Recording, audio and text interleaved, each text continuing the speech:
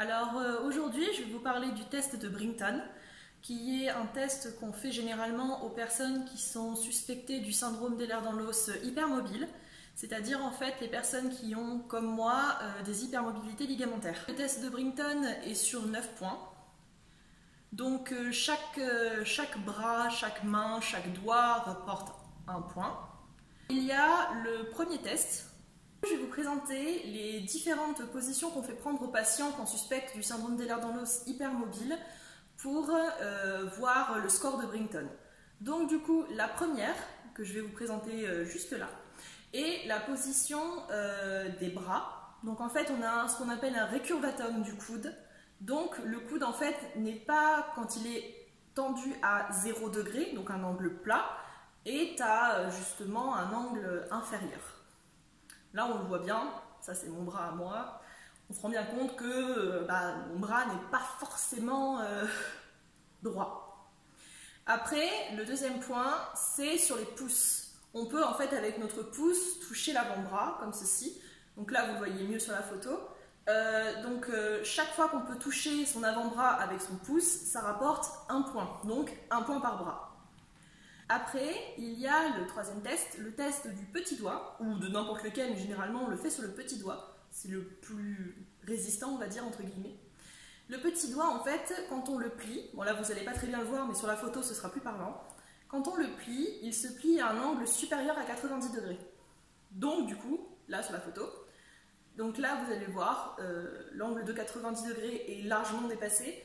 Donc du coup, pour chaque petit doigt, on va dire, chaque petit doigt rapporte un point.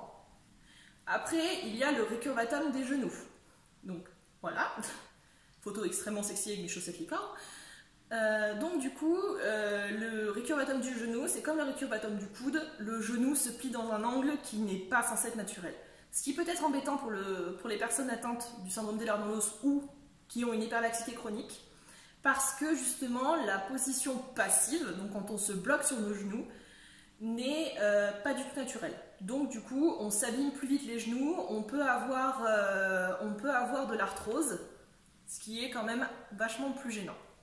Après, en fait, il y a le dernier test, qui est sans conteste celui dans lequel on est le plus sexy, où on doit en fait toucher nos mains, les paumes de main doivent toucher le sol. En même temps, donc on doit rester droit, vous voyez sur la photo, et on doit garder nos genoux droits, et on doit avoir nos paumes de main qui touchent le sol. Là, on se rend compte que je ne suis pas quelqu'un d'extrêmement svelte, mais je m'en fiche. Donc voilà. De toute façon, je pense que peu importe l'humain, cette position-là ne nous met pas dans le meilleur de notre forme. Hein. On n'est pas le plus sexy du monde dans cette position-là, on va pas se mentir. Il y a d'autres choses qui peuvent en fait orienter votre médecin ou vous donner des petites idées par rapport à l'orientation vers le syndrome des lèvres dans l'os. Il y a le signe de la porte, comme on appelle, donc c'est-à-dire on se prend les encadrements de porte, on accroche nos vêtements dans les poignées de porte parce qu'on pense qu'on est un petit peu plus loin que ça, mais en fait on est juste à côté et on se prend la manche dedans. Ça peut arriver à tout le monde, on va pas se mentir. Mais si ça arrive très souvent, généralement, c'est synonyme en fait de problème de proprioception, ce qui est un des problèmes principaux du syndrome des lèvres dans l'os. On a du mal à repérer notre corps dans l'espace, et surtout les extrémités. On a du mal exactement à savoir où elles sont, où elles se situent, et généralement, même les extrémités sont un peu insensibilisées. Ça peut arriver, c'est pas obligatoire, mais ça peut arriver. Après, il y a le signe du caddie, donc en fait, ou tout simplement du contact avec d'autres gens, c'est qu'on est bourré d'électricité statique, parce que la peau est plus fine, plus douce, plus veloutée, comme on peut dire ça. Du coup, on a, en touchant du métal chargé d'électricité statique, on peut se prendre ce qu'on appelle un coup de jus. Quand on fait la bise à quelqu'un, quand on serre la main, quand on tient le caddie, quand on tient la portière de la voiture, on se prend des coups de jus. Ce qui n'est pas forcément très agréable et assez énervant quand on s'en prend 2-3 à la suite. Mais voilà, les risques du métier. Le signe des chaussettes, ou de la frileuse tout simplement, c'est qu'on a les pieds froids, les extrémités entre guillemets froides. Donc en fait on a du mal à se réchauffer les extrémités, donc le bout des doigts, le bout des pieds, le bout du nez, le bout des oreilles. Voilà, c'est une dysautonomie qui est un mot assez compliqué à dire, on va pas se mentir. Donc on dort généralement avec une bouillotte ou bien emmitouflé dans beaucoup de couches de vêtements pour se réchauffer. Les personnes ayant le syndrome des lèvres dans l'eau ont tendance à avoir froid. Mais il faut pas prendre ça pour argent comptant, parce que pour ma part, j'ai tout le temps chaud. C'est le problème en fait, c'est dû à un problème de thermorégulation, c'est-à-dire en fait que notre corps n'arrive pas à réguler. Donc il peut très bien avoir du mal à réguler pour se chauffer, comme très bien avoir du mal à réguler pour arrêter de chauffer. Après, il y a le signe de l'escalier, ou de l'essoufflement rapide en fait.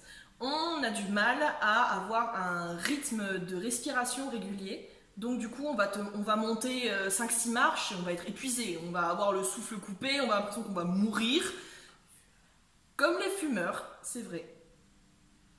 Après, on a assez souvent des bleus, des marques, des traces, des griffures, tout ça, parce qu'en fait on a la peau qui est très fragile, comme je vous ai dit précédemment.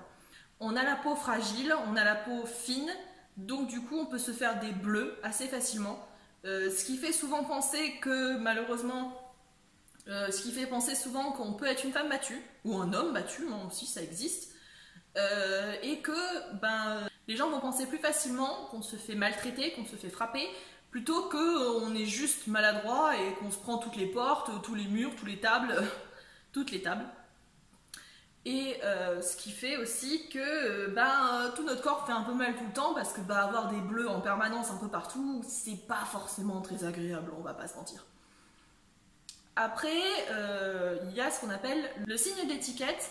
C'est un signe, vous allez probablement vous en rendre compte après coup, que vous ne supportez pas les vêtements à sequins, que vous ne supportez pas les étiquettes. Pour ma part, tous mes vêtements n'ont plus la moindre étiquette. Que vous avez la peau trop fragile, que vous avez la peau dès qu'il y a un pull qui gratte, c'est la mort assurée. Et vous allez surtout vous en rendre compte chez les enfants.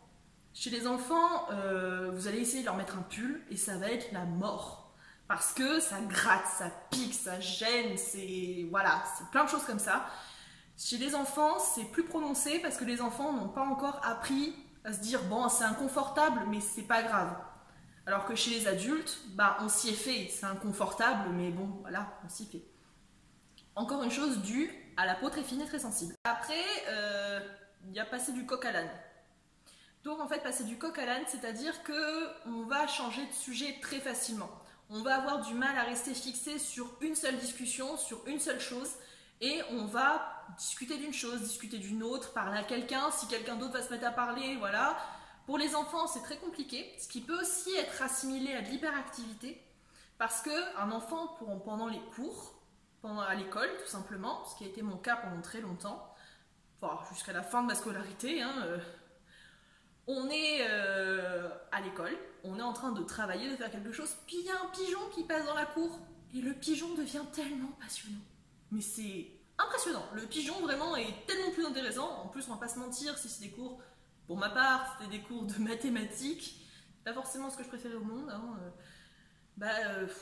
entre la trigo et le pigeon, mon choix a été vite fait en fait. Donc voilà, mais c'est la difficulté de se fixer sur une seule chose. Donc du coup, ce qui va se passer, ça va dire que les gens vont être... on va souvent marquer, par exemple pour les enfants, dans les bulletins, est dissipé, ne se concentre pas en cours, ne reste pas fixé sur ses cours, ne s'intéresse pas aux cours. Alors c'est pas qu'on ne s'intéresse pas aux cours, c'est que c'est impossible de rester 1 heure, 2 heures, 3 heures, 4 heures assis à un bureau à être concentré sur la même chose. Déjà pour des enfants entre guillemets normaux, ça va être compliqué, mais pour des enfants un peu, je vais pas dire perturbés parce que c'est pas le mot, pour des enfants un petit peu dissipés entre guillemets, c'est pire parce que on n'arrête pas de nous le répéter, on essaie de faire des efforts, mais plus on se concentre, plus ça devient dur, plus on a du mal et à la fin on en a ras-le-bol et c'est fini, il n'y a plus moyen de rien faire avec les enfants quoi. Après il y a le signe du brouhaha. Si beaucoup de gens parlent en même temps, on ne comprend plus rien. On n'arrive pas à se fixer sur une seule discussion. C'est un peu le même système que le signe du coq à l'âne. C'est-à-dire en fait que on va se concentrer sur une personne qui parle avec nous, par exemple pendant les repas de famille. On va se concentrer sur une personne. Mais il va y avoir le voisin qui va parler. Donc du coup, on va s'intéresser à ce que dit le voisin. Et puis on va s'intéresser à ce que dit l'autre, puis l'autre, puis l'autre, et à la fin en fait, toutes ces discussions vont finir par devenir un bruit de fond. On ne va pas comprendre ce qui se passe, on ne va plus comprendre, on ne va plus arriver à suivre aucune discussion. Si trop de gens parlent en même temps, c'est l'horreur. Pour ma part, les repas de famille, chacun apprend au fur et à mesure à ne parler chacun leur tour, chacun de son tour.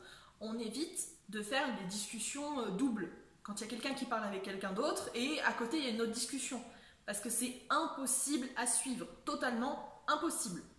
Après, il y a le signe de la douche. Alors moi personnellement, celui-là m'arrive pas personnellement, mais moi c'est les frottements. Donc le signe de la douche, c'est-à-dire en fait qu'en sortant de la douche, on va avoir la peau rouge, très très rouge, sauf bien sûr si on prend une douche à 90 degrés, ce qui est normal que la peau soit rouge, hein, on va pas se mentir, mais la peau en fait va faire comme une réaction allergique. Là on va avoir des petits boutons qui vont apparaître sur la peau, on va avoir des rougeurs, des marques, des petites choses comme ça. Toujours très sympathique, hein, dans la délicatesse et la sexiness absolue.